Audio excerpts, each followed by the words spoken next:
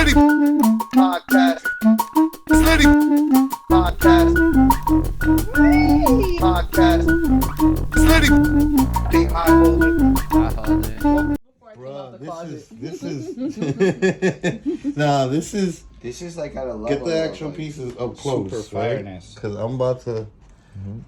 You're about to see the ill. That's not me. That's not. Fire, son. Look at that notch shit, right? Look That's at you? Nah, that's this dude notch. fire, bro. Top notch from TSA. Yo, the. That's how you know though. You knew some official artists. You know what I'm saying? Like, no, you know. We are back with another episode of the Perspectives Podcast. We are your hosts. My name is Littyyy Bro Flacko. This is Holden Stephan Roy. Say hi, Holden. Hi, Holden. And we are here inside of a beautiful studio with a fantastic, talented artist by the name of Venus.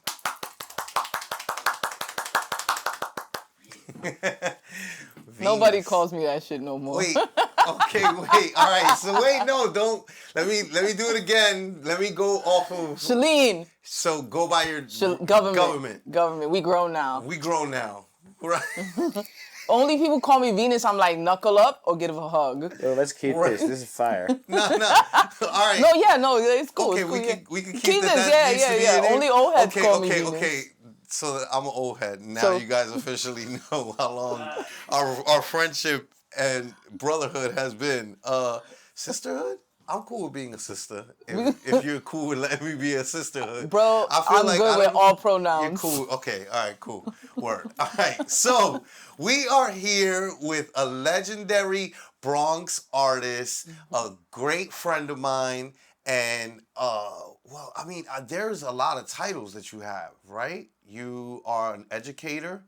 You're a community activist. You're a revolutionary. I would say I'm a community organizer. Because words are important. Yeah, activists, I don't like that word that much. Word. Yeah. I'm not mad at you. Yeah. I'm not mad at all. It's like, it's like floating in the air. Like shows up for the thing, but doesn't do the groundwork kind of a thing. Right.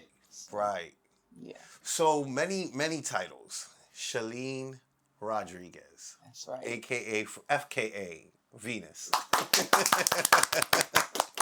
Venus only for the old heads that know me. I mean, listen, I'm no longer Dutch. But also, you will always be Dutch to I'm me. forever Dutch to all the homies that have known me as Dutch since I was like, yay, hi. So it's just like, I'm not similar. Where it's like, it's fine coming from you. It's fine coming from people who know me. Somebody who just met me and overhears other people calling me Dutch, I'm like, nah, it's Flacko. Like, Same. You're not allowed. You're not allowed that privilege. This is a privilege that is determined by longevity. Facts. and closeness. Facts. Right. All right, so Shellyn, I have to make a concerted effort moving forward. We like to start giving you a little bit of background on us. So I was doing pandemic year 2020. I'm doing a Littyyy Bros album with Jess and with Paulie Hustle. And Jesse's a producer engineer. He's like, I call him cheat code because he has like, he knows how to do everything. He can graphic design, video edit, like all the stuff. But like for that project, I told him, I was like, yo, I need you to focus on being a rapper, being the artist, put all the technical stuff away. I'll get other people to do that. So like I had gotten production from artists, from producers I wanted to work with. And our engineer for the album that mixed down the album is from Montreal. He's a friend of mine from online, from La Mesa. And I gave him the album to mix down. He did a fantastic job. I always say he might as well be a New Yorker, even though he's from Montreal, because he's an engineer out there. And you would think friendly Canadian, right? Like promotes everybody that he works with. Not at all. Typical New Yorker, works with a lot of people in the studio, does not promote any of them on his page. But he promoted us and the project that we worked on, and that got Holden's attention because Holden was like, "You don't ever promote nobody or nothing," and he was promoting it with like Wild Love and whatnot. So he went and checked it. Holden had a YouTube channel of his own, has a YouTube channel of his own, and where he does like album reviews and interviewing people. And so he did an album review, like a super thorough, like a 45-minute, hour-long album review on the whole album, dissecting like each track without us asking nothing, you know what I mean? And it was just like, yo, bro, this is crack. And I immediately, like a thirst bucket, was like, yo, we should do an interview. And he was like, I was actually planning on asking you that, but since you asked, yeah, sure. Then we did the interview, and I felt like I went to therapy because I realized that, like, as a rapper, I've never gotten to talk about everything revolves around my art instead of revolving around the story of me and what built me up to become that artist. Right. And that made me be like, yo, right, where like I usually wouldn't be keen on like working with a white guy from Canada and shit. He kind of broke a mold, right? And like I was like, yo, we should work together and I'll bring some of my friends to the table. And we interview them and we're now like 2 years in and at 70 something. 2.5 We're months, this is 90. I'm not sure if this we're doing them We're out of order. between 75 and 80, and we're not sure the release order, but you're between 75 and 80 episodes. Somewhere in there. That range. So we're pretty, you know what I mean? Like it's been a minute. It's been a journey. So that's our origin story. Now we want to get to your origin story. So can you tell the people where you are from and where your parents are from? Sure. So I'm from the Bronx, born and raised. It's complicated. We'll get there. My people are from Puerto Rico. In 1957, in January, my grandmother migrated to New York City from Puerto Rico. She came with a suitcase in January, brought by a rich Spaniard who married a young Puerto Rican wife and who needed a live-in nanny. So they bring my grandmother from Puerto Rico. She's like 17, 18. She arrives and immediately takes everything out of her luggage and puts it on because it's January. Word. And ain't nobody buying no coat in 1957 in Puerto Rico. Right. Unheard of. Right. That must have been shocking to her. Of course. Right. Right. So arrives, stays in that job for about a week. So they're in Long Island and, you know, the family is sitting in their nice vehicle while she's outside being made to like take the kid to the park. Sitting outside, no coat. Okay. While this kid is playing around on a January, you know. So she immediately felt what this was going to be and left that job. Oh, wow. Comes to the Bronx, meets my grandfather, who was already here. He had arrived here in 53. Also Puerto Rican. Also from Puerto Rico, also Puerto Rican. My grandmother's like the white Puerto Rican. And Okay. She looked almost Italian. Right. My grandfather was Afro-Puerto Rican. Definitely, you say some racist shit to him in English, he didn't know what the fuck you said. Type, you know? But by the time he meets my grandmother, because he had been here 4 years already, he had learned English from his employer, who was an old Jewish man who taught him the electrician trade. That's crazy. You just gave for many people who don't know and are unaware, New York City has a history of Jewish people working, owning companies and hiring, right? Like I worked for Jewish people fresh out of high school. Many So that's jobs. the thing is like New York City is like it's an immigrant town. Right. And there's a lot to say about that. Right. You know? Especially where Puerto Ricans ended up, like Lower East Side, right? Lower East Side. East Harlem, and in the Bronx, these were predominantly Jewish communities. Sunset Park in Brooklyn. Probably, you know, I don't know much about that actually You know? jives. There's a neighborhood by Sunset Park that is mostly Jewish. Yeah, of course. And of course, then there's the whole Orthodox community. But Right. but what, so then I have this like theory, right? If you ever listen to like a New Yorican talk Spanish or speak English, I mean like that. The way that the New York accent is like somewhere in between like a Yiddish and a Italian. It's very Jewish Italian. Let me get a coffee, oy vey, So if you ever hear New Yorkers speak English, we learned it from our employers. We carry an almost Yiddish-like accent. Let me get a coffee. We just kind of like, Right. a little bit more. You know what I'm saying? Right. So that's crazy. I never even like Damn. that. y'all Never gonna get even- an education today. We That's are what going to we get are here education for. today.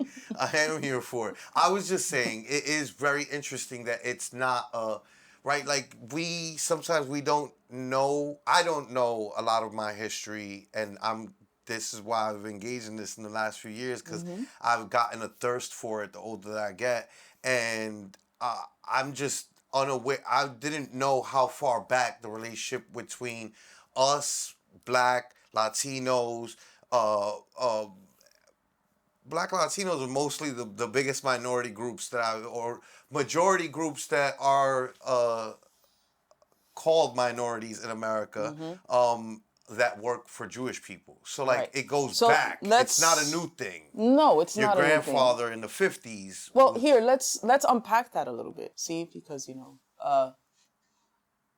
because the worker, like the employee-employer relationship is also an exploitative relationship. So, Absolutely. of course, every now and then like my grandfather was very lucky that he met this man who taught him, the trade. Right. But, those are anomalies. Very, very few. Like here in the Bronx, we also had the Bronx slave market where Black women predominantly coming up from Jim Crow South would stand outside on 170, like near Walton Avenue, would stand outside. There was a Woolworths there. Woolworths was like a Rite Aid or a CVS. Before those. Right, For exactly. those who are That's a unaware. pharmacy? It's like a It's pharmacy, like a pharmacy with and in that time they had they would do like these little dinette counters. I was gonna say the ones that I remember had diners, and that's what I loved about them was that there was a diner inside. Exactly. And it was like, what? Like breakfast. Right. So they would stand outside like day laborers do today in front of Home Depot, looking for domestic work. And the Grand Concourse on the Bronx was also predominantly Jewish, but affluent. And so they would stand outside of the Woolworths, and white women would come, survey them, and hire them after talking them down to pennies to come in, wash windows, do domestic work in a home.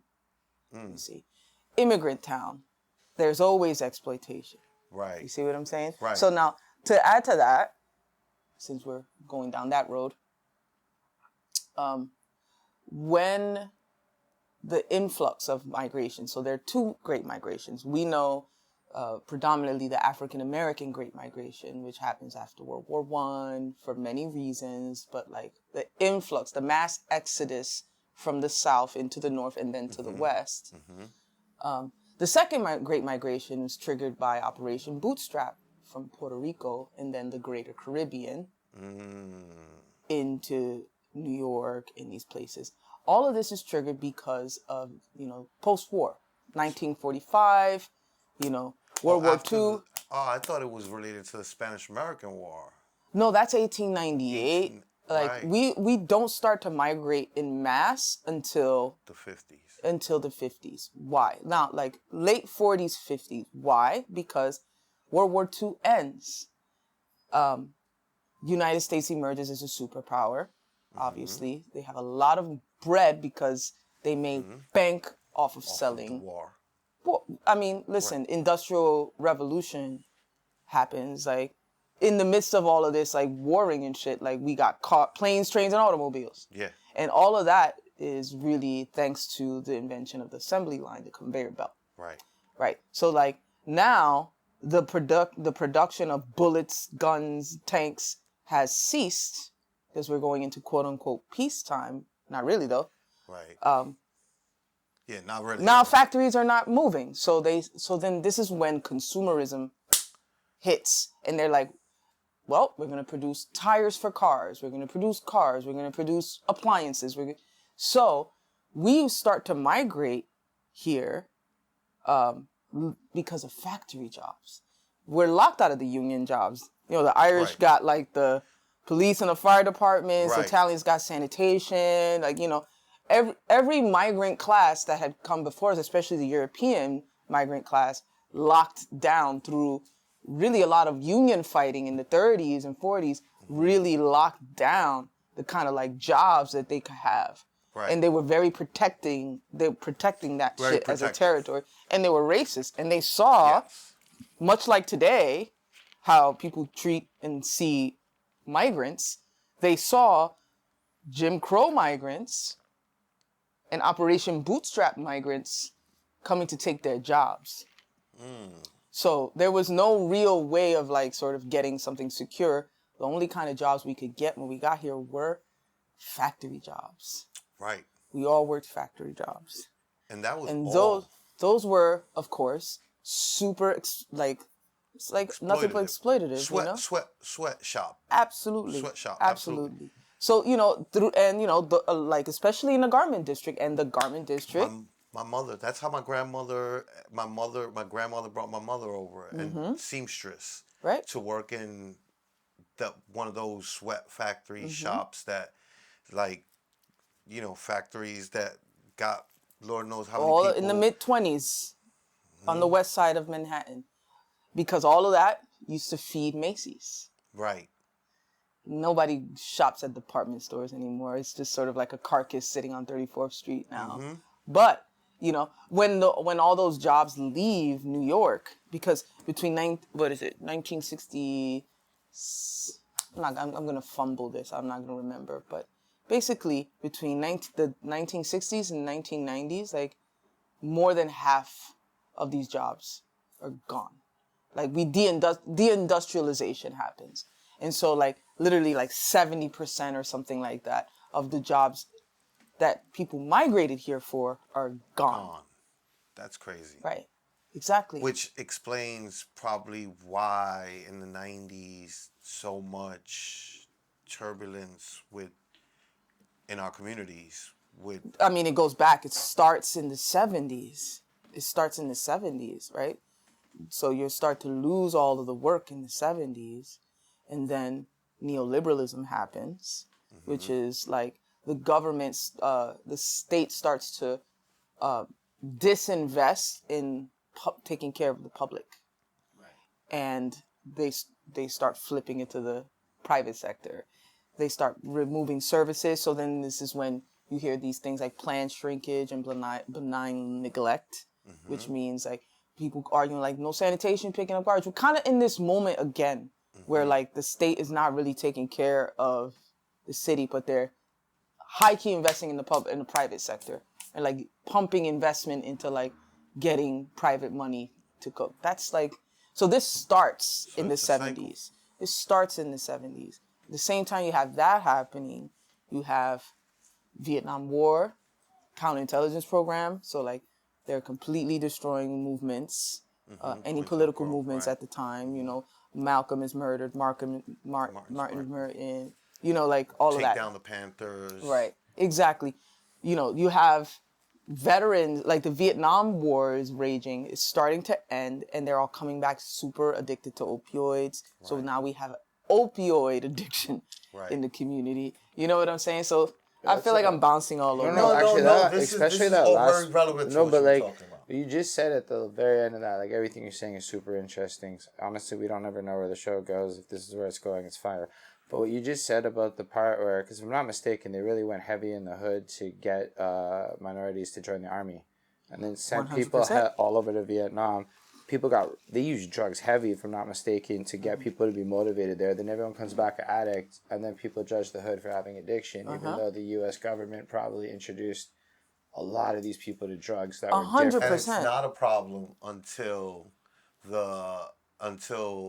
this modern day and age, when now white people get addicted to opioids. Now it's a tragedy and it's a problem. Well, I have opinions about that. But first, let me say something about what Holden said. Right? So, two things. First, Operation Bootstrap, like the other side of that. Position? So Operation Bootstrap was, it's the name of the state plan in Puerto Rico to basically change the system from like agriculture to try to like more industrialize Puerto Rico. So they really just like tried to revamp the system in Puerto Rico, which was like primarily an agricultural society. And it just triggered a lot of like, unemployment, like, people started to leave en masse.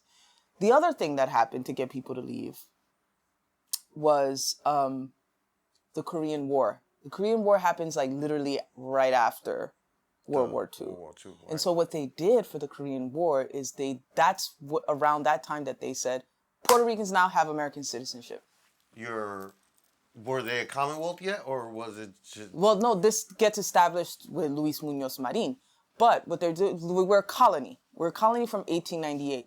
They start to try to figure out ways to make this profitable for them. So they, at the time of the start of the Korean War, is when they decide, okay, y'all are American citizens now. You have the rights to, freely migrate to, Puerto Rico is the size of Rhode Island. So they didn't realize that, we're much bigger than just one human. You know what I'm saying? But it's all an evil fucking plan, because what they did was, American citizen now, you're going to the war. Right. So the first line of defense in the Korean War, the first pawns sent at the Korean army, at the opposition, were non-English speaking Puerto Rican jibaros del campo.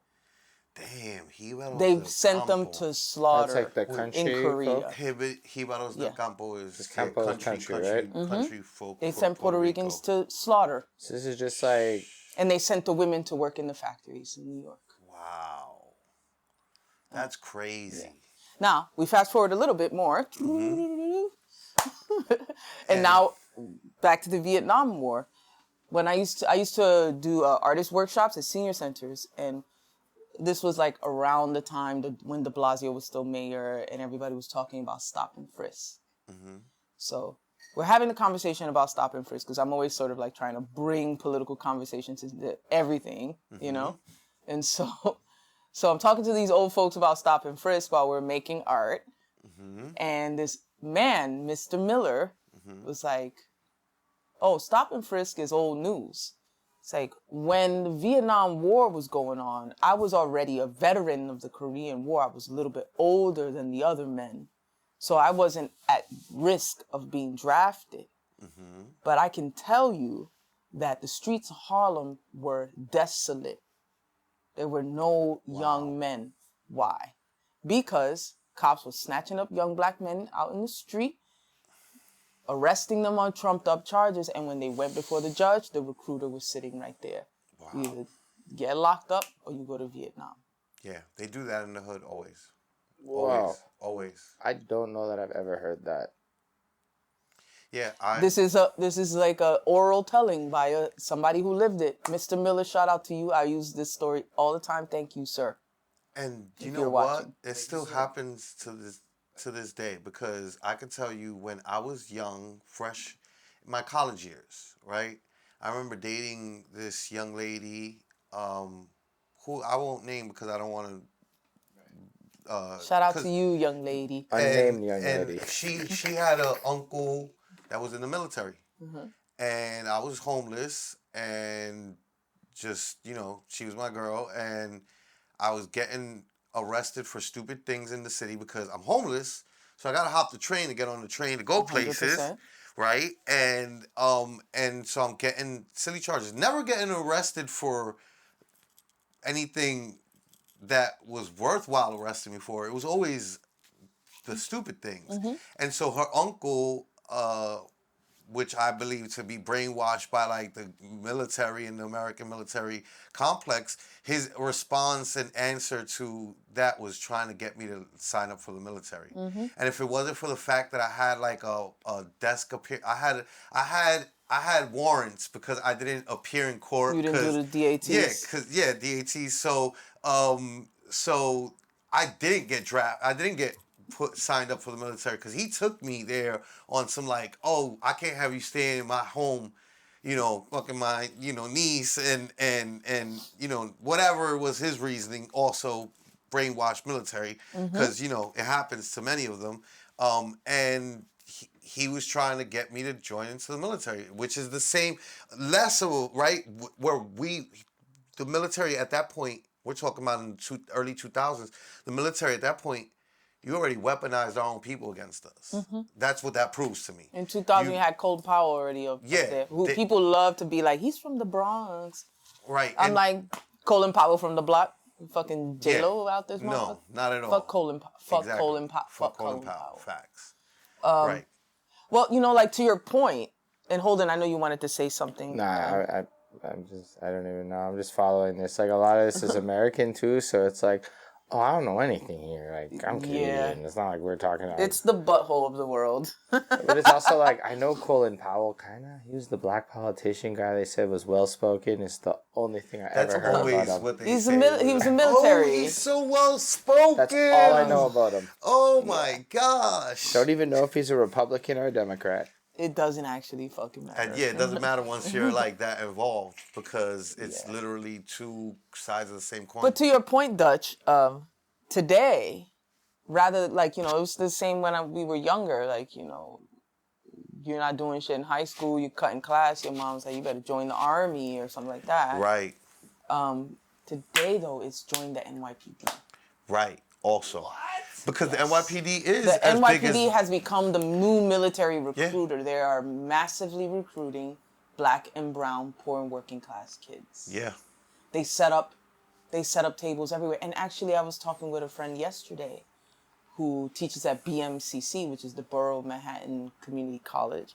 She said cops from Texas were tabling. They come from out of state to table at community colleges. In New York, to get them to move to their state to become cops there, that is crazy. Border Patrol. Wow. I've actively torn down FBI recruitment flyers at the university where I teach. Wow. Yeah. That's crazy. They're recruiting us. Why? Because we're indoctrinated by fucking Law and Order or SVU. Exactly. Also, Mom's watching that shit every fucking day. Every young working class kid, what do they study? Criminal justice. But also, doesn't that like counter because one of the biggest conversation points I hear about the defund the police stuff is the cops never live in the neighborhood they patrol. So if they start recruiting from the neighborhoods, indoctrinating, then you know, it kind of kills that argument. They become the people from the neighborhood, and that was always a liberal fucking argument that if the people look like you, right? This is the problem with the trope of the white cop. Now, is there a power dynamic that exists in the United States between NYPD, KKK, policing in a neighborhood? Absolutely. 100%. But it's a limited, reductive argument of a greater argument, which is the anti-colonial argument. That if you look outside of the United States, at any place, whether it's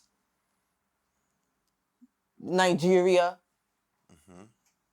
Bolivia, Colombia, wherever you look, in the colonies like Martinique, wherever you look, yes, the white colonizer, but they always hire the native. It's phenom, you know? They always hire the native to do the policing. Like, the cops that beat your ass in Colombia are Colombian cops. Right. You go to the Dominican Republic, it's not white cops, it's Dominican cops. So there was this illusion that if we had black and Puerto Rican cops from the neighborhoods, that it would be like a fucking kumbaya, you know? It's like, no. They become the oppressive force. And they have an inside knowledge. You see what I'm saying? Yeah, so exactly. If anything, they're more effective at suppressing or whatever they're trying to do because they just know the local customs and norms. Yeah. Like, I go to the gym to work out and, like, people smile at me and I'm like, you look like a cop. Like, I don't know who's not an off-duty cop around me. Right. You see what I'm saying? Like, it doesn't work. That liberal argument was never going to work because they are an army for the state. They are literally here to extract fines or lock you up. They are not here for anything else, you know? These are facts. It's wild because, like, we saw, like, they have these the longer cars that, like, you can put more people in. Like, when we saw that, we were like, oh, that looks like some SWAT stuff's going down. He's talking about paddy vans. Yeah. So it's because he's like, they were wondering, like, what's the difference between it's the a cop school bus car and the cop van, right? Okay. And I'm like, there's no difference. It pulls you over the same way. Yeah. They just can arrest more of us. Right. So what they would do is I've never seen that before. Like that. Because you guys in Montreal, you don't have this is Wall Street is here. The New York Stock Exchange is here. So we have, like, the NYPD is not just like a city police. They are an imperial army. Right. They have more money than all of the police departments put together. I was explaining to them they have millions of dollars, and they have, like, the New York Police Foundation. Like, NYPD goes to Israel. They travel they have international sites. The NYPD is bigger than certain countries' entire military force. Absolutely. That's how big the NYPD is. You're saying the NYPD has, like, the equivalent of a military base in other countries. Yes. And I can send you the information if you want to see. I would love to, because, like, what? Why? Yeah, when Israel was trying to teach their please stop me at any point that I sound wrong. If I'm not mistaken, it's something about, like, when they were trying to militarize their border and the oppression of Palestine, they're literally hiring NYPD to come train. It's actually the other way around. Okay, copy. NYPD goes to Israel to learn how to do shit. Word. Israel is, like, the greatest expediter of surveillance and technology on how to fuck people comes from Israel. Like, right now, the IDF goes to Puerto Rico right now. They're going to Puerto Rico because, you know, Puerto Rico is in this situation where gringos are moving there in mass and taking all the land, buying up property. Right. And then, you know, like, the statehood thing is up for debate. See, like, Puerto Rico, because it's a colony, every 10 years they have a plebiscite vote, which means the people of Puerto Rico get to vote whether they want to stay a Commonwealth, become independent. So the Commonwealth word, let's just throw that shit the fuck away. Out. Right. Why? Because it distracts from what it actually is. It's a colony. It's a fucking colony. This gray area land that the United States has conquered and says they own. And that's it. And it's not a state. It's not part of the United States. No. It's not its own independent. They're not independent. They're not free to be their own thing. No. They are property of the United States. Yes. So we call it Commonwealth, but it's a colony. They don't allow them to grow that's why I've learned from family that I have out there that cultivates the land, grows oranges, plantains, and things like that. In order to sell things on Puerto Rico, you have to ship it to America. But the thing about the vote that's interesting, just to go back to the IDF thing, is Puerto Ricans have historically voted to just remain a colony. Not because they like it, but because there's all this anti-communist fear about becoming Cuba, right? Being like Cuba, all poor and fucked up like Cuba, you know, so it's like propaganda. So people are afraid to push. Also, there's, like, a lot of counterinsurgency and violence. Like, so many political leaders in the independence movement have been assassinated. Yeah. So Puerto Ricans stay away from the independence. They don't want statehood either. At least that has been historically the thing. So they stay in the middle. However, in the last 15 years, there's been a real resurgence around statehood. At the same time that you have this land grab. So my theory is that with all of the gringos, and I mean like white Americans moving into Puerto Rico, and what they're doing is they're creating a political bloc. Once they become citizens in Puerto Rico, homeowners, if they are able to vote in the plebiscite to flip Puerto Rico into a state. Because the United States has not wanted them to be a state. Because they don't want the problem of all these poor Puerto Ricans. Puerto Ricans, right. Exactly. So, but if they're able to cultivate, which they're doing through Law 22, cultivate. So basically it's like tax-free fucking everything. Right. That's the thing that Jake Paul used to buy the house, right? Yeah. And everybody, I know like a there's lot like, of so white. I recommend everybody go to the Instagram gringo go home, gringo_go_home. And they show a lot of a lot of information about this. But essentially what happens is through this law and through this sort of like dog whistle to all of these crackers, you know what I'm saying? Like going up, snatching up all the land, they form this political base. If they're able to vote and flip Puerto Rico, once it becomes legitimate to the United States. Once there's more white people. Exactly. Once the settlers have settled, then we recognize this as a state. The minute Puerto Rico becomes a state, Puerto Rican natives become Palestinians. And white Americans become Zionists. And they will behave like this. Like, this is America. Puerto Rico is a state now. This is America. Yeah. Puerto Ricans will be like... speak English. Puerto Ricans will be like, this is Puerto Rico, blah, blah, blah. Just like Palestinians. Like, Palestinians, this is our land. Yeah. Nope, this is Israel. Da, da, da, da, da. And they'll conflict, like how how Zionists conflict Judaism with Zionist fucking fascism. Fascism, right. You see what I'm saying? They will do the same thing. This is why we should be very afraid of the IDF being in Puerto Rico. We should be very afraid of IDF being in Atlanta and Cop City with this Cop City fucking problem.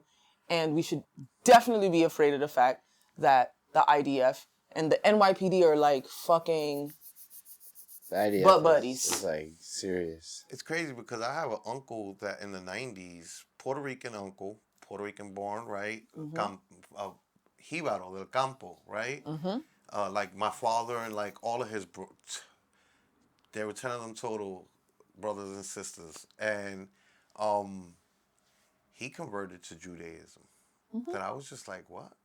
I didn't know you could even do that. You can. Yeah, right. But when I was a little kid in the 90s, right? Like, I'm like, wait, what? We're all, the whole family's all Puerto Rican, Catholics. Catholics, exactly, right? Which is well, another, they're all fucking Abrahamic religions. Which is another, exactly, which is another thing indoctrinated to us and pushed on us. It's not like it's definitely not what his ancestors were worshiping in Puerto Rico before conquistadors came. They were not worship. They were not going El Padre, El Hijo, El Espíritu Santo. No, they were praying to their gods of whatever. Because I'm sure that in Puerto Rico they might have had different gods, or of course, yeah, right. But point being, the whole family's Christ believers. It would seem so strange to me that like with you saying them being there, it's like, oh, you know what? That could kind of it could have been like a decades plan that's been unraveling for quite some time now. You know what I mean? Of like infiltrating, bringing. No. Because there've been Jews in Puerto Rico for a long time, and it's really important that we don't conflate. Copy. Because that's their shit to do. Right. That's what they try to do. You know what I'm saying? Like, the Zionists in Israel are actually not religious. They just use the arguments, but they actually go against the Torah. You see? It has nothing to do with religion. That's just a thin veil that they try to hide behind. Word. There are many, many anti-Zionist Jews who like completely hate Israel. Right. You know? Many. Like, I know a lot of them. Yeah. Like, I know a lot of Jews who support it. They're like, this is not in my name, not in my God's name. Right. You know? Like, you actually, everything you do is against the Torah. Word. It's like, it's also just like, I don't know, I'm Jewish because I'm born Jewish, but I'm not Israeli because I'm not Israeli. I'm Canadian. Like, it's like, there's the national identity of Israel, then there's like the ethnicity of Jewish people. And they actually destroyed Palestine. So I'm actually friends with like this woman, Ariella. Shout out to Ariella Aisha Azulay. Shout out to you, Ariella. You know what I'm saying? Who's a Palestinian Jew. Right. Right. Whose language, Ladino, very similar to Spanish, actually, Ladino, see, was erased. Why? Because when the state of Israel established themselves illegally on Palestinian land, they manufactured a national identity. And that national identity was Ashkenazi, and they wanted Hebrew to be the language. So they forced Hebrew on all Jews. And then there's a pecking order, there's a hierarchy, right? So Sephardic and Mizrahis were like the low. The Ashkenazi was the high. And so the Sephardics and the Mizrahis started to lose their language, lose their tongue in order to merge into this newly created Israeli identity. You see what I'm saying? Super interesting. I'll send you the article. Super interesting. Just to be clear, Ashkenazis are like the white European Jews, and Sephardics are the ones that you would call Moroccan Jews typically. Exactly. They're like more Arab. You see? They are Arab Jews. Right. Who historically lived in Palestine in peace with Muslims. Same neighborhoods. It wasn't until fucking England in 1948 decided to parachute in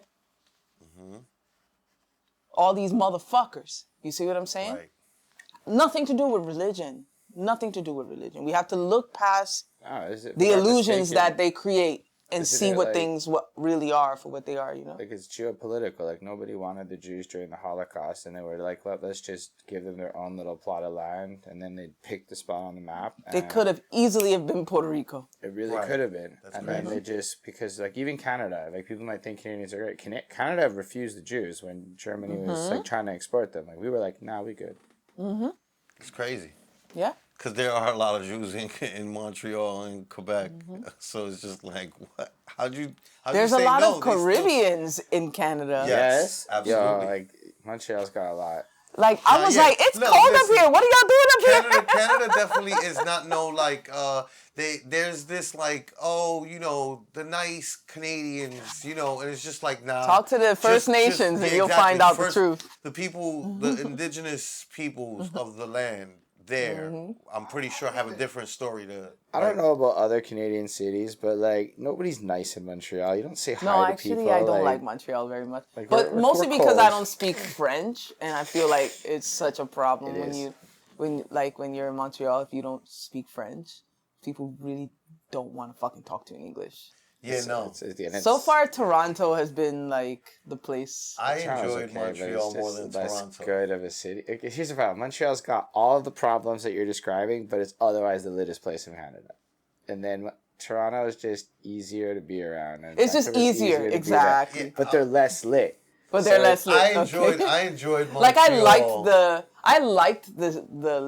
I liked being in Montreal. I liked the city. Of it. I just couldn't really engage in it because of the language. If you were to like go through with like a local, so party cities. Yeah, Montreal's party city for real. Let's get back to We're supposed to be talking about my life or something. Your parents. Sorry, we started with your parents. Because you had gotten to your grandparents. My grandmother. So my parents. So my grandmother, going back to grandma and grandpa. I'll show you a really cute picture of them too. So they end up in Hall's Place, which is like Intervale Avenue. That's where my mother and my father met. On Intervale.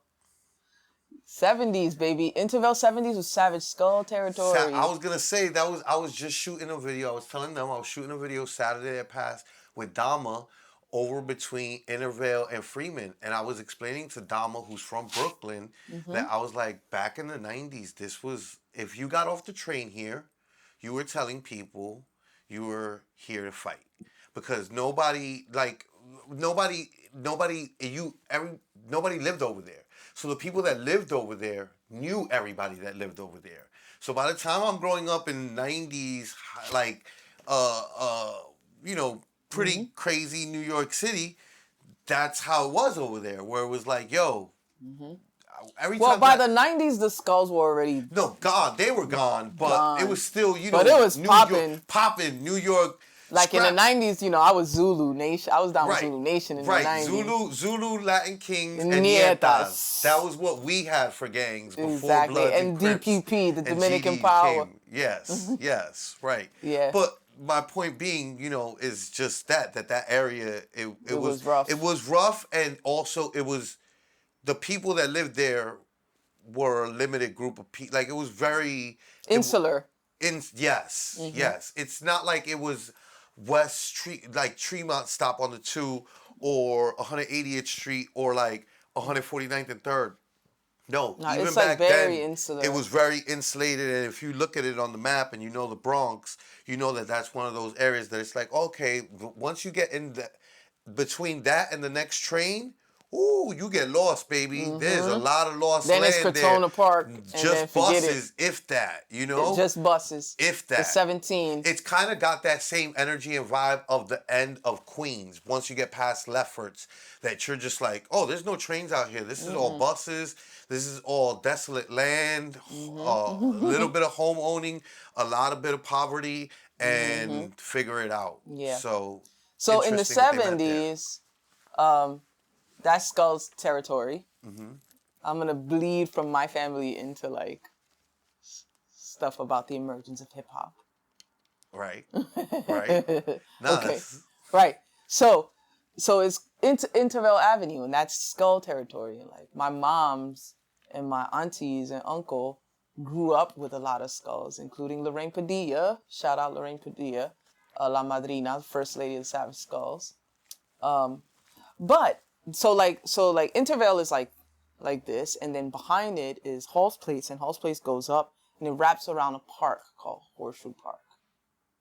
Horseshoe Park is kind of a historic site for hip hop because it's the park where the gang fight between, I believe, the Black Spades and the Seven Immortals happens, where Black Benji from the Ghetto Brothers, who was the peace ambassador, showed up to try to break up the fight and gets killed in the crossfire. I remember. Right. Well, I wasn't there, but I've... Right. So, like, you have, like, here on this little wall... I believe they documented that in Rubble Kings, no? In Rubble Kings. But Rubble Kings got it from most of the footage from Rubble Kings comes from Flying Cut Sleeves, which is a much older documentary. And it's on YouTube for free. Also, 80 Blocks from Tiffany's. 80 Blocks from Tiffany's. Yeah, and there you'll see a young Lorraine Padilla talking and all of that. So, like, I kept this because I text my mom about it. I was, like, learning about this. And I'm like, Mom, do you know this guy? And here's, like, who should I give this to? Over here. Yeah. Okay. So this is a text between me and my mom, and I sent her the newspaper article of the killing of Black Benji. I'm like, Mom, did you know this guy? And she's like, I didn't really know him that well, but I remember that he was a sweet guy. So, like, people knew each other. They were all teenagers at the time. They knew each other. So Black Benji gets killed. And just to, like, give a small synopsis of how this happens, the Ghetto Brothers was one of the many gangs at that time. But they had sort of, like, made a left in terms of, like, what their gang was going to be. They wanted to be more political, like the Young Lords and the Black Panthers. So gangs back then usually had, like, the Prez, the Vice Prez, and then the War Council, like, with the Warlord, right? Warlord, right. But they implemented a new position, which was the Peace Ambassador, of which that's what Black Benji was. So they were, like, trying to get people to make peace and, like, chill the fuck out. Something that, like, Zulu Nation then picks up on later on with Bambaataa, right? We won't get into Bambaataa. whatever. Anyway, but so when he gets killed, like, you know, like it's a big deal because gangs really respected what they were trying to do. So people were upset and picking sides. And so like a lot of gangs were like, fuck that, we're gonna go to war, we're gonna fuck up the 7 Immortals, and siding with the Black Panther, with the Ghetto Brothers, and then other people were defending. And it was starting to become like fucking one of these world WWF big brawls where it was just like multiple gangs on each sides. But as Yellow Benji and Karate Charlie from Ghetto Brothers explain, Black Benji's mom was like, my son died for peace. And so they call for a historic meeting. Historic meeting, right. Whole Avenue at the Boys and Girls Club, the Peace Tree. They get all the gangs in there. Over 100 gangs show up to the Boys and Girls Club. And they basically hash out a bunch of beefs. Right. And there is footage of Which this is exchange. Like, I'm like, why can't something like that happen again? You know? It's crazy. You know, it's like but it took at least the politicizing of one of the gangs that was respected enough to like have the charisma to bring that kind of energy. It doesn't last long. Right. Because the conditions, conditions of unfreedom sometimes just make it so like we get back into the rage. But for that moment, it lasted. You see what I'm saying? And so they declared a peace. Newspapers, like all the papers, all of the news cameras were there waiting to hear if there was going to be massive war in the Bronx. Now, remember I said this was around the time that like services were withdrawn. So like police, ambulance, all that shit. Like, so the Bronx was really sort of like abandoned as a place. They were waiting for people to sort of just like off each other, burn everything down, and then build from the ground up. So it was kind of like a closed off zone, you know? Once the cameras and the journalists saw that it was a peace treaty, they packed their shit up and went home. And the gangs were like, you see, y'all just only here because y'all want to see us kill each other. But now we're telling you we're making peace, and now you feel like you don't got a story. So they dipped. But all of this to say, Black Benji sort of becomes like a martyr. Right. No, definitely. And a catalyst for like the catalyst for sure. For the emergence of hip hop, because now they're like, all right, we're gonna throw parties because this peace treaty sort of ended like the idea that you can't go on that block or you can't go on that block because they're territories. So now you can travel freely to go 3 blocks that way or 3 blocks that way. So then DJs are like, okay, we could bring our equipment out into the parks and throw big jams. It's like really like you can't go 2 blocks. Like nah, if you were from, and it's kind of like that sometimes. Still, if you from one housing project, that's how it's you better not go to that housing project. Because nowadays, right, like with the drill scene in the Bronx, which is what's been pushing the music scene in the city, right, since Pop Smoke's passing, Brooklyn's drill scene kind of has gone down. Or their names or whatever. The point being that the Bronx drill scene is emerging more, and you see that it's not about blood and Crip. It's not. It's about neighborhoods. It's about neighborhoods. It's RPT. It's the YGs in my neighborhood on Cortland. It's the OGs over here.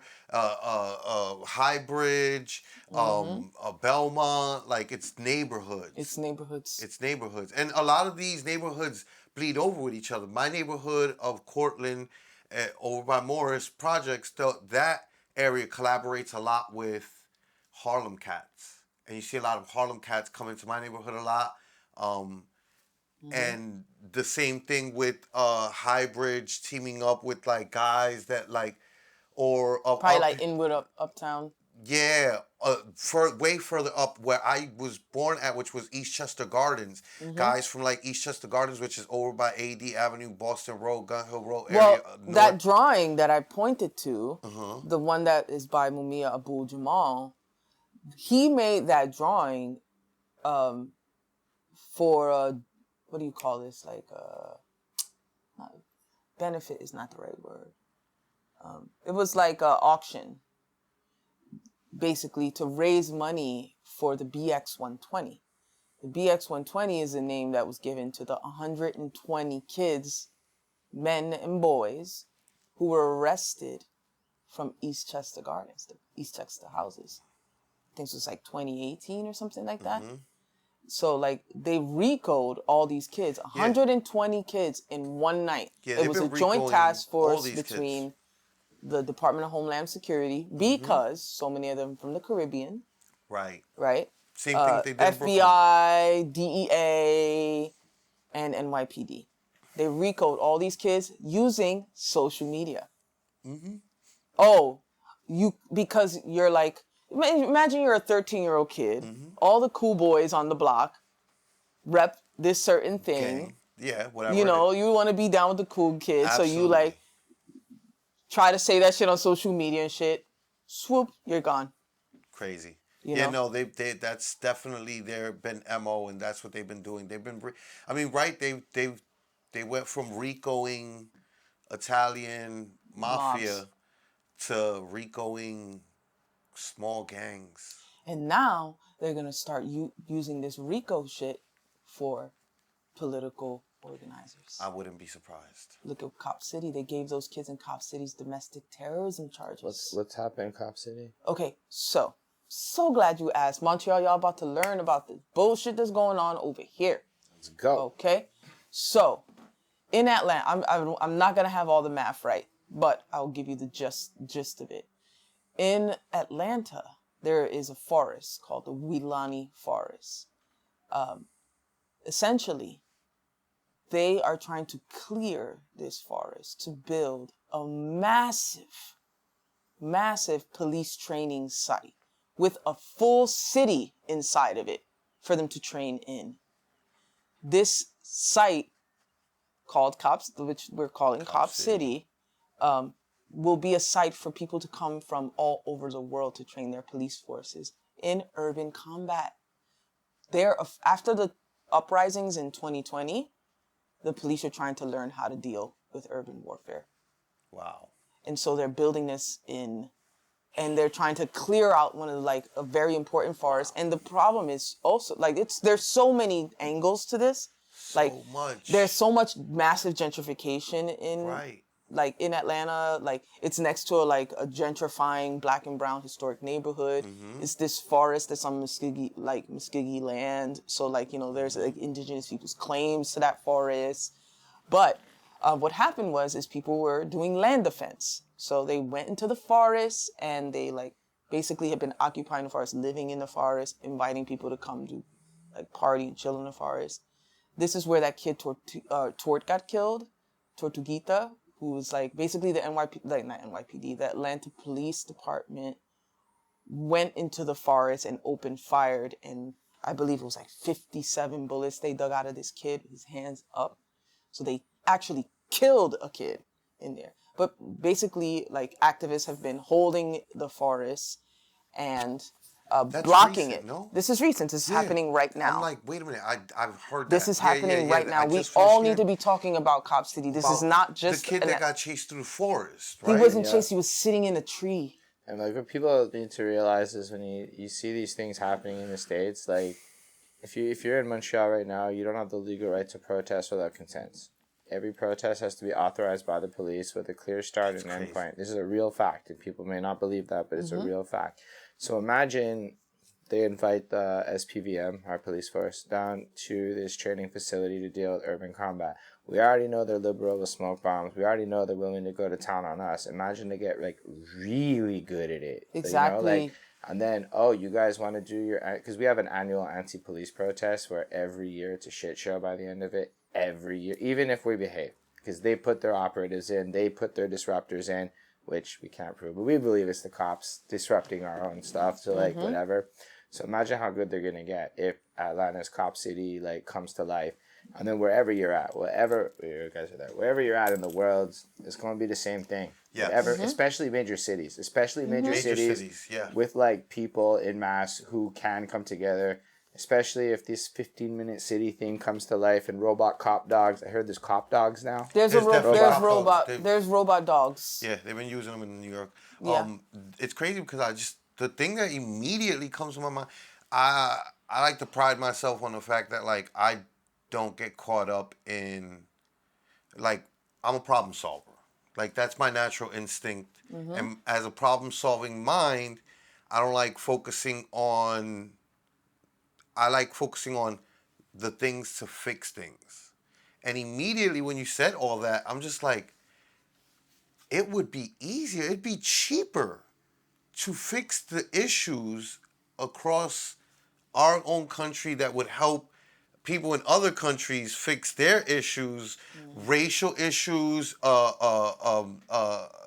There's so many issues that it's just like, instead of creating another way to oppress, you could just address the many things. No, that would cost money. It would, because if you look at the wealth gap, if I'm not mistaken, the 1% had about 50% of the wealth in the rest of the world, 50% in America pre-COVID, and that shifted to 66-33 by the end of COVID. I don't know the numbers, but I know that there's some crazy, it's definitely so really whatever they're doing now is gross. Is not, okay, it might cost the country money, but it's not costing the people who are making those decisions money, because they'd be banking.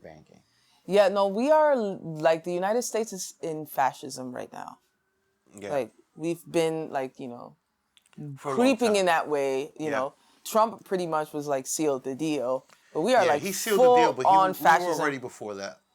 You know, like, the thing is like, fascism on another level, because it's, like, locally fascist, too. You know, there's, like, state fascism, and then there's the overarching fascism.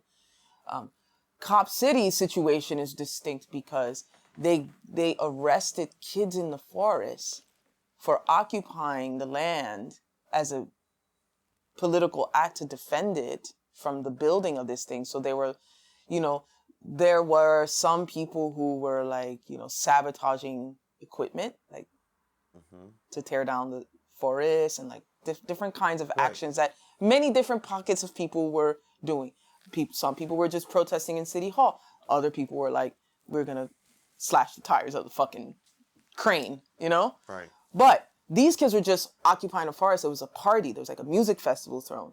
They arrested them and they gave them domestic terrorism charges. And that's the thing we have to really, really, really, really be looking at. You see what I'm saying? Yes. Because it sets a precedent. Yes. If you object to something that the state is doing and you speak out against it, or you do an act against it, and they start declaring domestic terrorism charges,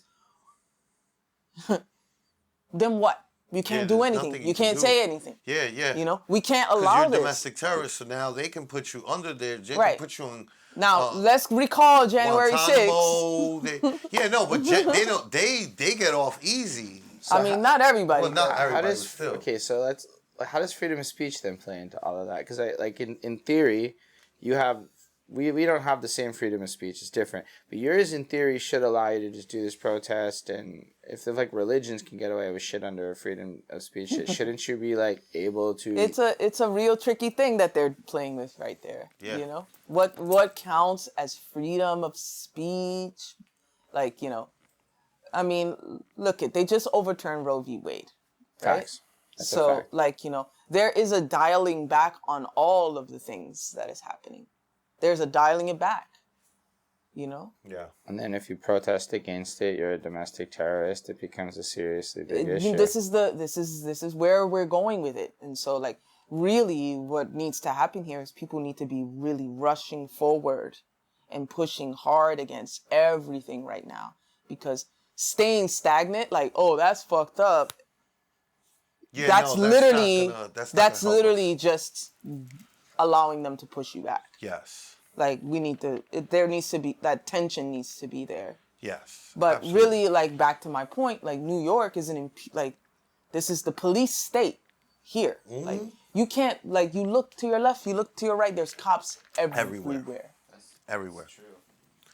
They don't seem to care as much about traffic violations here, from what I. Nah, you're. But that's the biggest moneymaker in the city. Yeah, he's thinking about. It's Montreal. Just that Montreal cops exist to give out tickets for traffic. They do that here. But there's almost like no other purpose for them for the most part. Yeah, right. You know what it is that New York is a rule breaker city. You know what I mean? Yeah, we break rules. Like, listen, like especially in the outer boroughs. I joke about him when he gets in the car. When he gets in the car in the back seat, he puts on a seatbelt in the back seat. And I grew up, I still to this day, I'm in the back seat. I'm not putting a seatbelt on. I'm like, I'm safe, man. Somebody tried to tell me to put on a seatbelt in the Uber, but I was like, where is it? We also jaywalk freely, right? Like, these are things that, in other places, much more frowned upon. In California, people was like, I was like, I'm not waiting at no fucking light. Ain't no car coming. Yeah, exactly. Yeah.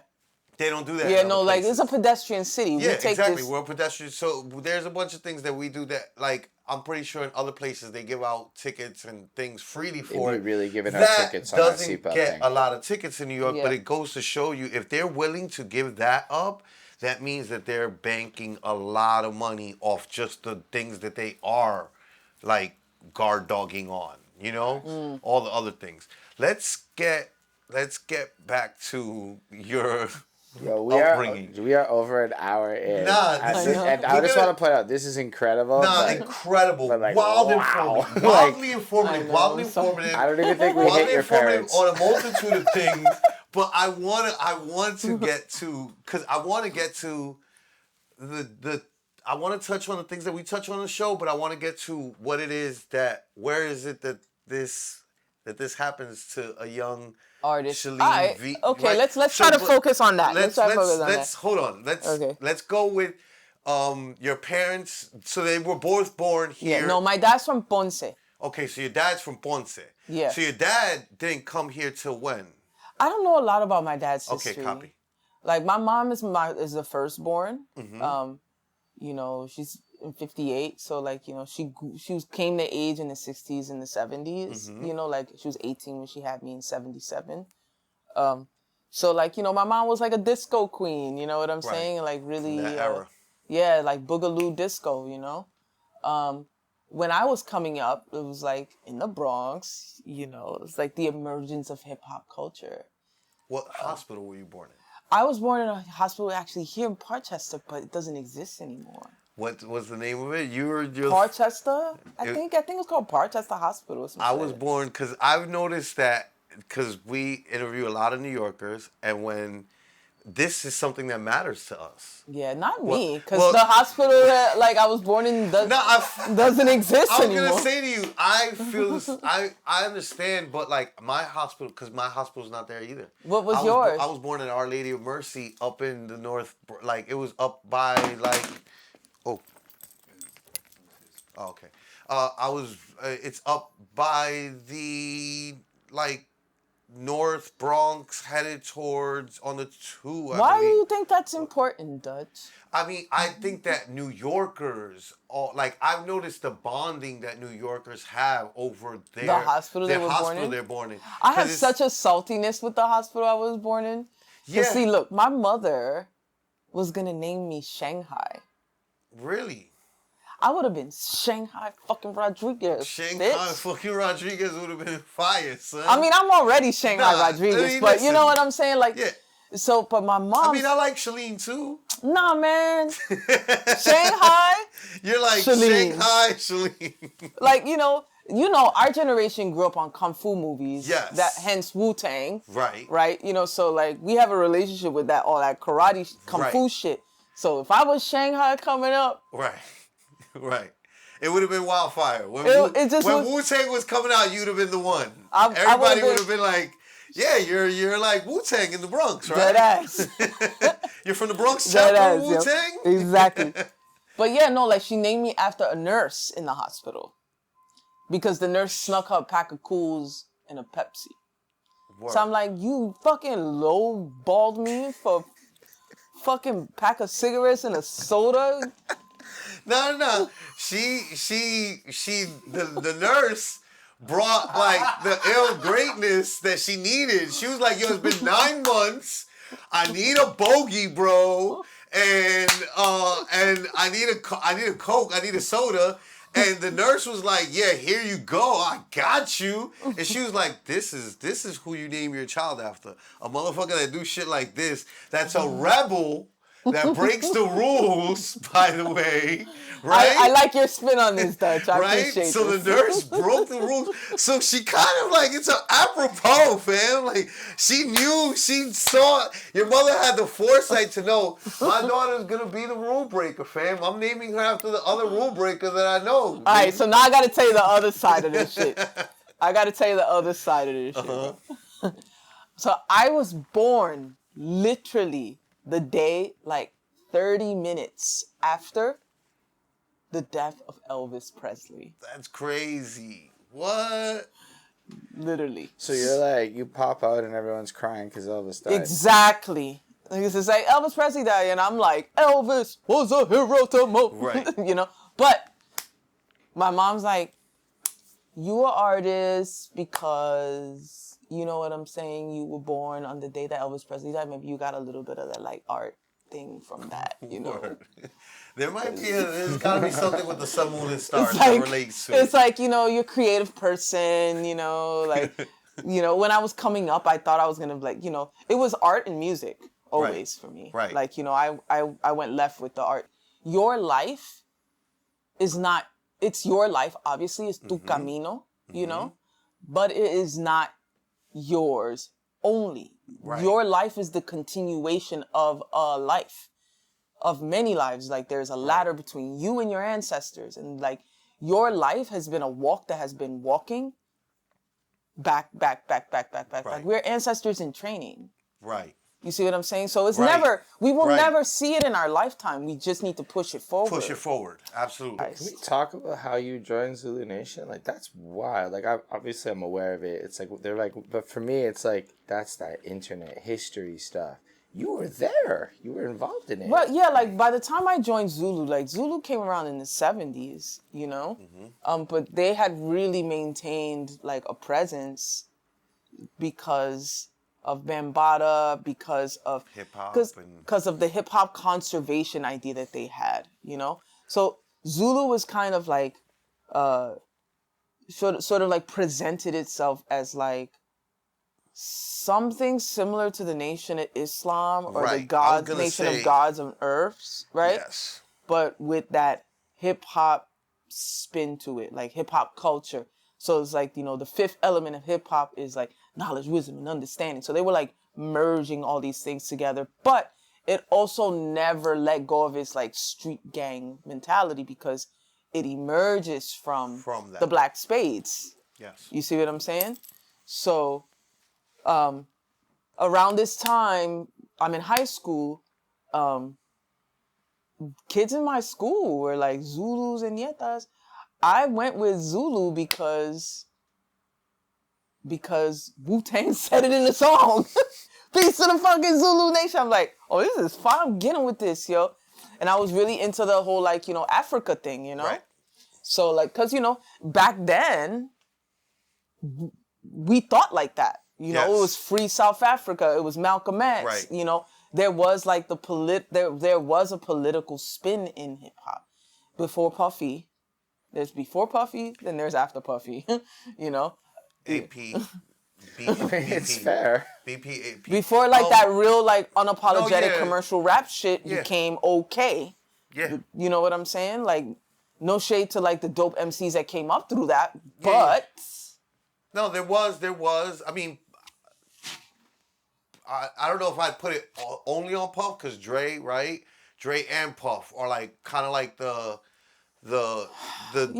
two-headed, like, two-headed dragon. That, like, they helped sell a lot of records, which is really what kind of. But the thing about Dre, MC Hammer. But the thing about Dre and the Chronic is that even though, like, it wasn't product placement the way that Puff was. Gin and Juice. That's later. Right. That's later. I'm saying like when Chronic first comes out, like 91, like 93. Like I'm mixing it up in my head. Sure. Something like that. I don't know. In the early 90s, we'll say. Right? When Chronic comes around, it's like an education of like West Coast culture. Yes, absolutely. You know what I'm saying? But it's not so much like I bought this, I got that. You know, it's just more like saying we're absolutely, here. Absolutely. You know what I'm saying? That. Like You're right about when that. Puff comes out. Yes, the commercialization and the flashiness and everything hit a different level. 100%. And then to he brought in critique the that. shiny suit. Exactly, he motherfucking did. And to critique that made you a player hater. Right. So there was no possibility of critiquing this fucking like commercial shit. Because you just got cast off as a hater, you know? Yeah. But that happened, like Wu-Tang happens and then they happen. Yes. You know what I'm saying? But when Wu-Tang happened, you know, that shit was still gritty and like creative and absolutely. You know what I'm saying? So and Zulu Nation it really was, like you said, it was kind of like the Nation of Islam, where it was kind of like, it was, right, the Nation of Islam has the fruit of Islam that protects and is kind of like the security force. Yes, it is. It's the security force. So you see that box right there say Zulu Lessons? Yes. I still got all of my teachings. Wow. Yeah. Wow. No, don't. It'll all come tumbling down. No, not grab the a shot of.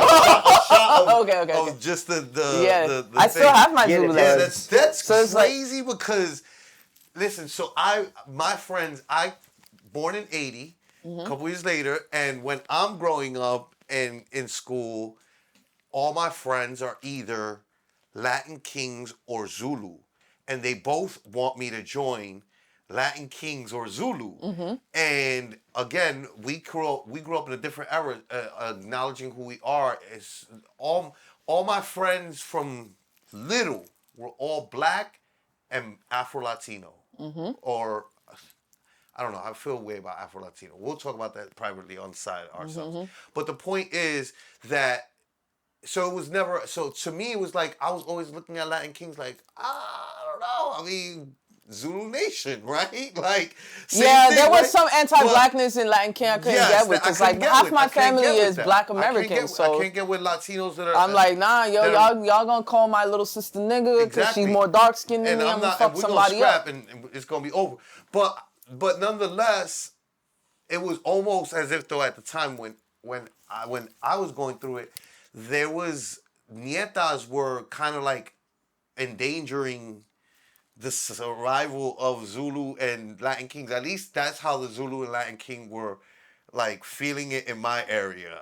In your area, because it was so different in my area. In different areas, I know, and that's what I've noticed, right? Like, in my area, the Kings and the Nietas rolled together because it was like this thing around being from Puerto Rican jails. That's crazy.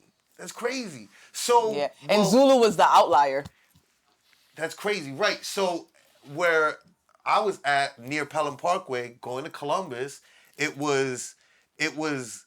Ooh, you had all the Albanians over there. Yeah, I had. It was bad. I had bad memories of junior high school of Albanians dumping white paint on black girls, and like they're extra level racist. Extra level. Not only are they extra level racist, but they were there because of that Kosovo shit, man. Yeah. They're like a different level of violence.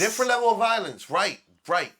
But that's why I've never, as a Bronx New Yorker, like I don't judge all Albanians, but at the same time I will mock and make fun of the Albanians that want to be Italian so bad that they're trying to take over all the Italian properties and all the Italian Shout out to 187. All the Italian pizza restaurants that try to pretend like because they have black hair that they're also Italian. And it's like, keep the Italian stuff out front. Don't put our Albanian flag up. And it's like, we taste the difference in the pizza, fam. You not Shout Italian. Out to Little Italy. And you didn't do what the Mexicans did, which is learn how to actually make pizza the right way. So you gotta get some Albanians at your front door, my guy. Yo, my fault. I let out too much. Shout out to the spicy whites, yo. Shout out to the spicy whites. But in my neighborhood, they were teaming up against the Nietas who were coming in, and they were like, when my friends, I remember getting arrested for the first time ever in high school because my Zulu and Latin King friends, I would always tell them, I'm not joining no gang, but if you got problems, let me know. I'll be there with y'all. And when it was time for the big fucking gang fight, I guess, between Zulu and Kings teamed up against Nietas, I was there with my King and Zulu friends, And the Nietas showed up with machetes, which is why when Justice for Junior ends up happening, I'm like, this is not a new story. Dominicans have been bringing machetes into like gang fight shit since the 90s. Shit, which Rastas used to do that shit. I was gonna say since and also Rastas, Puerto Ricans are not. Anybody from the Caribbean is grabbing a machete, bro. Nobody got macheted, by the way. Nobody got macheted. No, there's machetes here, bro. There are machetes. There are machetes. I'm saying in my gang story from then, nobody got macheted.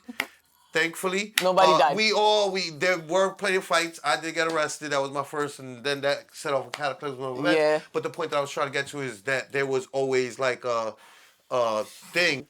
The Shaka Zulu team too. Right. The Shaka Zulu. Shaka Zulu. There we go. Absolutely. The also. Shaka Zulus. What's the Shaka Zulu team? So another sort of like elite. Sort of like the big part dudes. Of the Zulu Nation, right? There's a big dudes. Yeah. Yeah. Yeah, shout out to Ahmed Henderson, who was my chapter leader, Cayenne Zulu.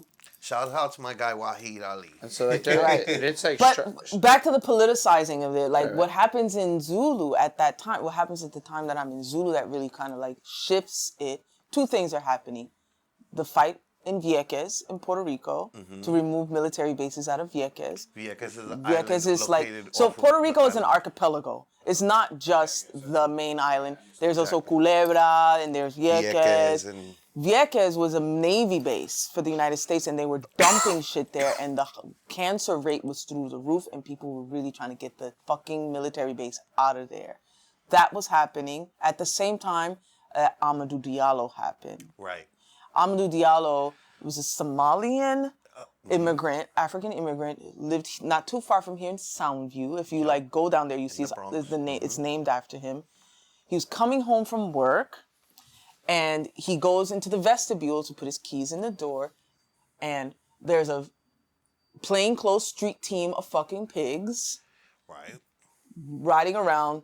DK looking for stopping and frisking. What was they were just hunting. They were hunting. What was the thing that we stopped years ago? Or I don't even remember anymore the names of the shit. Yeah, it was racial profiling. The racial profiling. Right? Yeah, racial yeah, profiling. But like this, there was like these like plainclothes street teams of cops, which Adams is trying to bring back, basically patrolling. They see him in the doorway. He goes to pull out his wallet to identify himself, because in New York City, if you don't have ID, if you get stopped, you get taken in. Yes. And they bust shots. They shoot him 41 times. The coroner was taking fucking bullets out of the soles of his feet. You see what I'm saying? So this was erupted in New York. My first protest is the Amadou Diallo protest. I'm like 17, 18. Right. You see what I'm saying? Yeah, I was that like sort of sets 14, it off. 15. That, the Vieques thing with Puerto Rico, remember my grandma had given me that book. Now I'm like reading this thing. And then I'm reading Zulu Nation Lessons, which are a mixture of like lessons from the Nation of Islam, a lot of stuff about the history of Africa, a ton of Illuminati shit. Nation of Gods and Earth. Ton of Illuminati shit, like, yo. Is it like directly called Illuminati there, or is it like implied Illuminati? No, it's straight up like Illuminati. Yeah, that's... See, in the 90s, New York, New World Order, Illuminati, all of those, of that stuff was way like... before it got online. So this is really not something... new at all. Absolutely not. Absolutely not. Which is where like I would get like frustration throughout the years with that, but it's because Illuminati got my mind, soul, and my body. Secret society trying to put their eye on me. But yes, so you got politicized around then, especially all these things leading up, but that in particular, that era begins the strong catalyst. That's the strong catalyst. I'm like, I never stopped drawing. I'm always making art. You're making art. But I'm like more of a graffiti kid at the time. You know what I'm saying? So I got my black book. I still have... That's crazy that you still got your old black book. Let's see if... I still have one old black book myself. Here it is. Did I just rip this? Oh, no, here it is. Look at this shit. That is what a black book was.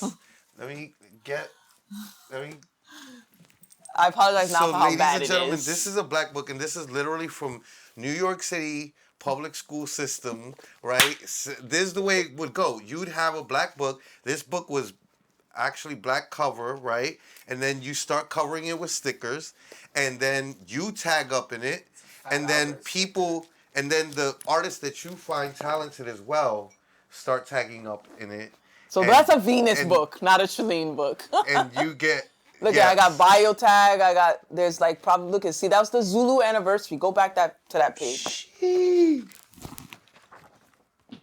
See, so this is, look, Zulu Nation's 20th anniversary. And that's all like Tats Cruz tags with a pencil. Tats Crew. So you knew Tats guys. I didn't know them niggas. Okay. They actually hate me now. Because I called them out for taking real estate money to do them stupid ass murals they be doing. Yeah, no, there's a problem with a lot of... listen, like, old niggas gotta eat, you know what I'm saying? Like, our people, you've been a graffiti writer your whole life, you know what I'm saying? Like, nobody respects your art as a legitimate craft. Right. I understand, you just trying to get checks. But, It's amazing. we at war out here, you know? So. Yours is actually lit. Mine was not as good. Yo, this shit is like an art piece. Like, I think I've heard of black books. I've talked to graphic people. You've got, it's like, your apartment's full of like these artifacts. Oh, artifacts. Of the fucking Absolutely. culture where like, yo, I fucks with this heavy. Like this. What high school did you end up going to? I went to Rose on Fordham. What? I would have thought you would have went to like art and design. Yo, I tried to, but my grades were so bad. I had all Fs. Yo, I think that's a beautiful story. You want to know why? Similar to mine. And I got my GED. I didn't even finish because I a feel bitch very used to proud. Smoke blunts all day All day outside. long, We went in for fucking cutting homeroom school, and lunch. Exactly. Homeroom, lunch, the whole day. Until I'm ready to, and I'll come in and out. And Columbus was not it's not like Clinton, which you were allowed to leave for lunch. Yeah, nah. Nah, Columbus wasn't that. Somebody had to But open I the was back cool. door for I you was to cool get with you back security in. at that point. Similarly, I tried to apply for art and design. I wanted it so bad. I wanted to be a comic book artist. I got rejected. I got rejected too.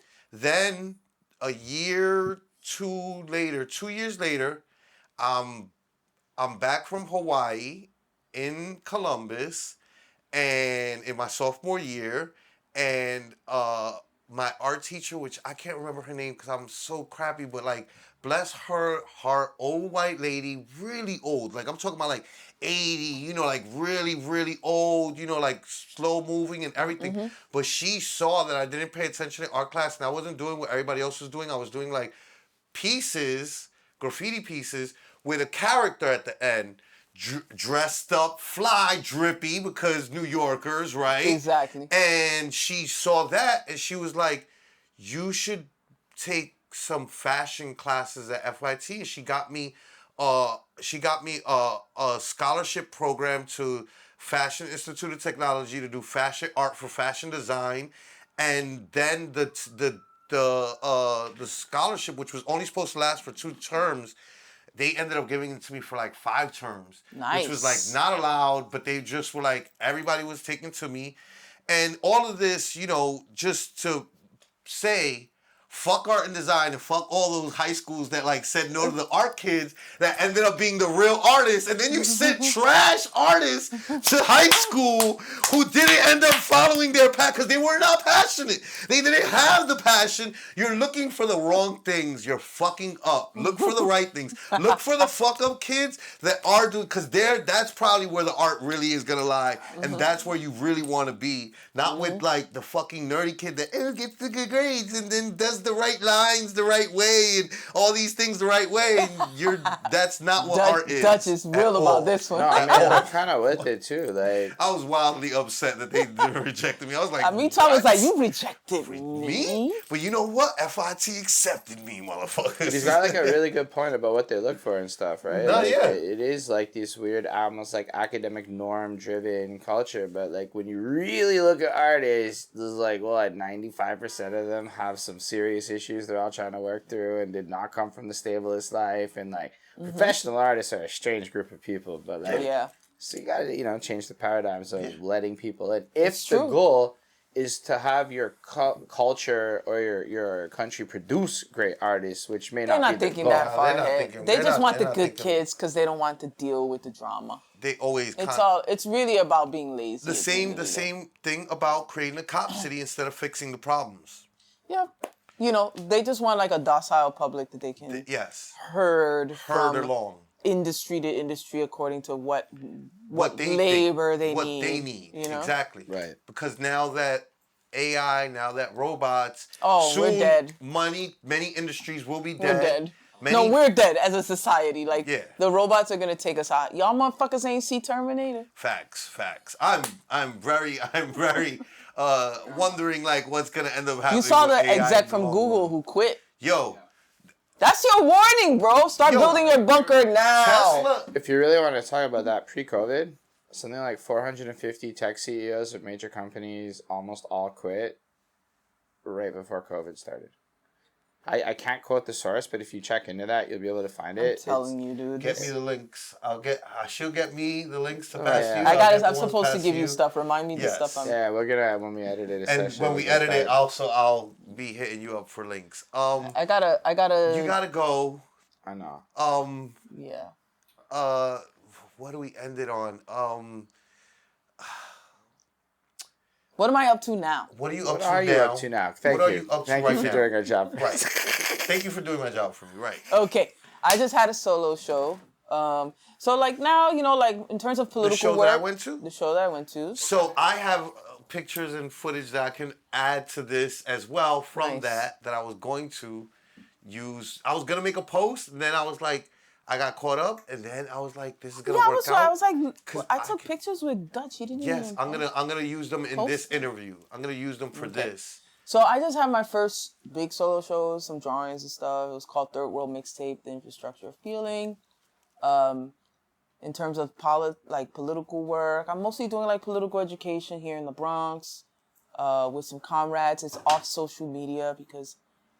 Social media is the thing that gets you caught up with the counterinsurgency. So really just sort of like laying low and like, you know, building a political fabric again because 2020 was a year of a lot of just like repression from the police, you know? Right.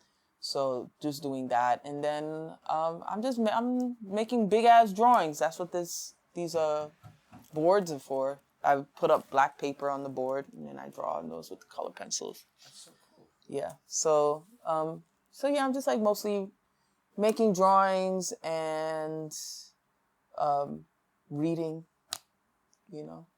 Informing. And yeah, you know, because like there's such a direct relationship between the shit that I read and what I decide to make work about. I always make work about my community, but I'm always trying to like think about the ways we live together through that work. And so, and like right now I'm gonna make some, like my drawings, I call them mixtapes. So I was gonna ask you could you, a little bit of an explanation on the idea behind the actual, the one that I went to? So what's a mixtape? A mixtape is like a collection of songs that form a theme, right? Usually, like you're like in love with some shit and you trying to like get some panties or whatever. Seduction, you know, mixtapes. You know what I'm saying? Like, or you're broken up and you're like sad and you want something to cry to, or the party mixtape. So then, like, I base the drawings structurally off of like old Buddy Esquire hip hop flyers from like the late 70s, right? So they kind of have this architectural sort of frame. And then I sort of like, I take everything out and I repopulate it. Thinking about, well, who is the Bronx now? So it's almost like an invitation to think about us together and how we live together. Word. And who's the Bronx now? It's Garifuna. Right. You know, the fucking Bangladeshis, you know, Dominicans, Mexicans, like, and then like, who inherits all of the shit from the Bronx? This is the birthplace of hip hop. Not just the music, but also because the music was born out of a revolution. You see what I'm saying? Like we were remaking ourselves as a people at a time when they were trying to erase us. Right. You see what I'm saying? Like we couldn't fight the state blow by blow. Right. So we needed to turn to ourselves and create something to keep spirit alive. And that was hip hop culture. Right. Hip hop from below, not the commercial shit, but the fact that, you know, because look, even though they're able to co-opt and sell back to us what we make at such a fast pace now, the fact that it's still like the fact that an Ice Spice exists tells you everything you need to know about the fact that it generates from the people. That we are always thinking and making and thinking and making, and you know, like, yeah, there's this desire to get plugged, but you know, the urge to create, that's a life affirmation. Yes. You see what I'm saying? And so holding on to that shit. And so like the mixtapes bring us all together and make us a mixtape. Okay. You know? I like that. Word. I was wondering because I was like. Did you get one of the booklets from the show? No. I'm gonna give you one of the bootleg ones because I bootleg my own catalog. That's dope. That's dope. We'll show on camera. I'll show the booklet. I'll show. We'll be during all this talking. You're gonna be seeing it right now. You're already seeing it. Yeah, you'll be seeing and some of the party that we had outside. That you had outside. You had an after party. I had a block party. For the closing of the show. Yeah. And shout out to Uptown Vinyl Supreme. And by the way, I'm so, you know what? I'll talk to you on the side about that. Next interview with you, I definitely want to talk about Afro-Latinos, what it means. I want to talk about FBAs. We had this conversation on the side. FBAs and the situation with Tariq Nasheed kind of flagging this out. We talked about it. I talked to you about it on the phone. We'll talk about it. We'll talk about that, and we'll talk about. I'm just not recognizing the acronym, but we'll catch up with the rest of your life. We'll touch on what you're doing at that moment. And then we'll get into a lot of these topics that I think that you can bring a lot of like education to people that might not be educated on. And let's be real, you can bring a lot of education to people like me that don't come from here. That don't also, because like as much as it's community building on your side of it, we are now still a globalized community. Something that bothers him is how my Canadian friends like to comment heavily on hip hop as though they're experts and authorities, while talking to a guy who grew up in Bronx, which is. If you understand things, like I got offended by that. Kind of bizarre, you know, like. Well, I'll say something about that, and then we can close there. How about okay? Go for it. Is that so? Something that really fucks with me is, like some of my white friends that like jazz music, like, I tell them they're not allowed to talk to me about jazz. Word. Why? Because it got extracted and called a high art, and now is taught in like Berkeley School of Music and Juilliard and all this shit. But the people who actually created it, it's a folk music that comes from Harlem via the South. But like, you don't see kids, like if you look at South America, every kid, you throw a rock, every kid plays a guitar. Right. There's like a relationship with music that is inside the fabric of the people. Except here. In New Orleans may be different. Yeah. You know, New Orleans has like that culture. But nobody in Harlem knows anything about jazz music, and that's like that's where the incubator of the shit was. You see what I'm saying? And so then like to think about it like, so then there is like, so I feel like that may be something about like hip hop aficionados who are able to sort of like recite every record, every year, every lyric because they love the thing. Right. But there is like, you know, but the people who created it in the geographic locations where they are created are removed from the creation aspect of it. They're only able to consume it when it gets sold back to them. So, you know what I'm saying? Like, because hip hop is what it is, where it's just like you could just beat on a table and make it. You know what I'm saying? Like, it's a little bit more accessible, which is why you can have Ice Spice. You see what I'm saying? Whereas, like, you know, maybe in the 30s and 40s, developing the technique, maybe through the church to, like, play a trumpet or, like, hit a piano is different. It's just, like, that kind of access to, like, music doesn't exist.